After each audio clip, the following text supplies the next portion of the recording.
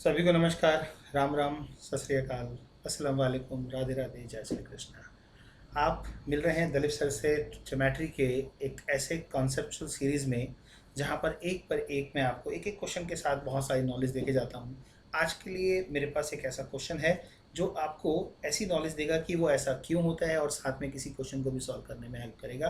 Previous year के आए हुए इस क्वेश्चन में देखती हैं कि किस तरीके से इस क्वेश्चन को हम सॉल्व कर सकते हैं और उसके पीछे थ्योरी क्या है। तो माय डियर, हम बात करेंगे इसी तरह से बहुत सारे सवालों के अंदर। आज जो हमारा कॉन्सेप्ट है वो एंगल बाइसेक्टर पे है। इससे पहले कि मैं सवाल को पढूं और आपको समझाऊं कि ये सवाल का आंसर कैसे निकलेगा, तो बहुत ज़रूरी है एंगल बाइसेक्टर के कॉन्सेप्ट में हम ये समझ लें कि एक्चुअली ये कौन सी थ्योरी है जिस पर हमें काम करना है। देखिए, ट्रिग्नोमेट्री आपने पढ़ी है और ट्रिग्नोमेट्री के अंदर आपने एक बेसिक कॉन्सेप्ट पढ़ा होगा कि हम एक ट्राइंगल, कोई सा भी ट्राइंगल हो, it's not particular triangle, any triangle, अगर किसी एक ट्राइंगल में हम उसके एक एंगल को बाइसेक्ट करते हैं तो जो उसका बाइसेक्टर होता है वो अपोजिट साइड को कहीं ना कहीं किसी ना किसी पॉइंट पे इंटरसेक्ट करता है। तो हमारा ये एंगल है और इस एंगल के हमने दो इक्वल डिस्ट्रीब्यूशन किए हैं। इस समय हमारा सिर्फ मोटिव एंगल को दो पार्ट्स में डिवाइड करना है। यदि हम एक एंगल को अल्फ़ा बोलेंगे तो दूसरे एंगल को भी हम अल्फ़ा बोलेंगे। यही मतलब है एंगल बाइसेक्टर का, दोनों पार्ट इक्वल।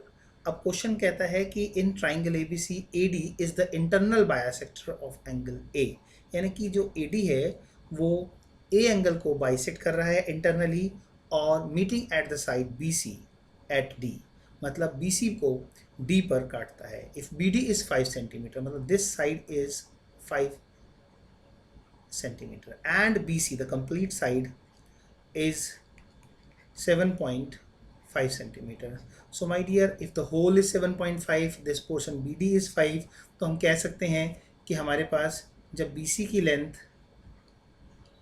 में से बी डी की लेंथ को माइनस करेंगे तो हमारे पास डी सी की लेंथ आएगी।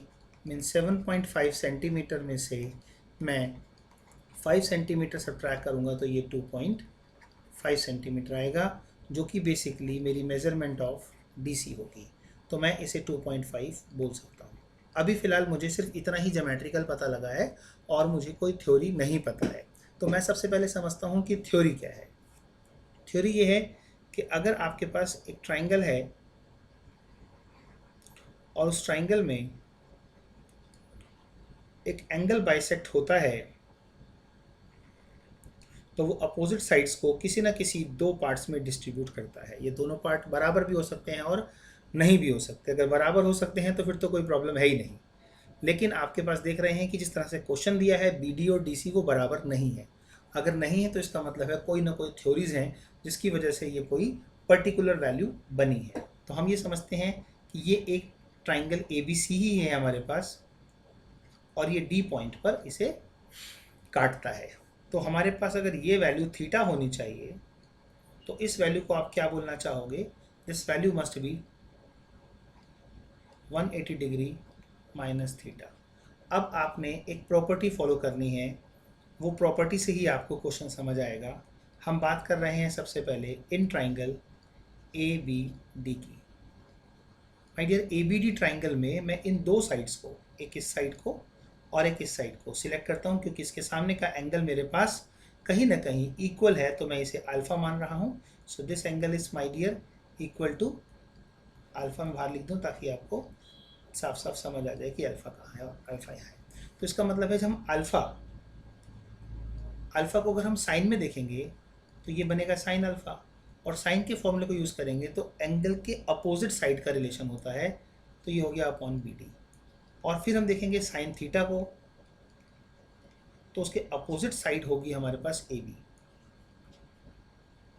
मीन्स अगर मैं A B upon B D की वैल्यू निकालना चाहूँ तो वो sine theta upon sine alpha मेरे लिए फर्स्ट कंडीशन हो सकती है। अब मैं आता हूँ सेकेंड ट्राइंगल में, इन ट्राइंगल ए डी सी। ध्यान से देखिए माय डियर, ये कंसेप्ट ही आपको इंटरेस्ट पैदा करते हैं ज्योमेट्री में। तो आपने फिर वही प्रॉपर्टी फॉलो की और आप सेकंड ट्राइंगल में फिर दोबारा से अब इस साइड और इस साइड पर फोकस करेंगे, क्योंकि इसके अपोजिट और उसके अपोजिट एंगल मालूम है। तो अब की बार आप दोबारा बोलेंगे कि साइन अल्फा, तो उसके सामने आपके पास आएगा DC, और फिर आपके पास आएगा साइन 180 माइनस थीटा, और उसके सामने की जो साइड आपको दिखाई देगी वो है AC। यहाँ पर आप AC को ऊपर ले गए और DC नीचे रह गया, तो sine 180 minus theta is equal to होता है साइन थीटा, और यहाँ पर नीचे आ गया साइन अल्फा। ये आपकी सेकंड वैल्यू आ गई। आप फर्स्ट और सेकंड वैल्यू को अगर इक्वेट करते हैं तो आपको पता लगता है कि जो sine theta upon sine alpha first value आई है, सेकंड वैल्यू भी sine theta upon sine alpha ही आई है, तो दोनों को हम बराबर रख सकते हैं। फर्स्ट कंडीशन में हमारे पास जो वैल्यू आई है वो आई है AB अपॉन BD, जबकि दूसरी वैल्यू हमारे पास आई है AC अपॉन DC। अब हम देखें कि हम अगर AB के नीचे AC को ले आएँ तो क्यों ले आएँ, क्योंकि हमारा क्वेश्चन ये है कि हमें AB और AC का ही रेशो बताना है। तो हमारे सामने क्रॉस मल्टीप्लिकेशन में आएगा BD अपॉन DC, क्योंकि AB अपॉन AC हमें निकालना है तो BD की वैल्यू पता होनी चाहिए, that is we have already, आप देख रहे हैं फिगर में यहाँ पर हमारे पास एक BD की वैल्यू है 5 सेंटीमीटर, और फिर वैल्यू हमारे पास है DC की, दैट इज़ 2.5 सेंटीमीटर।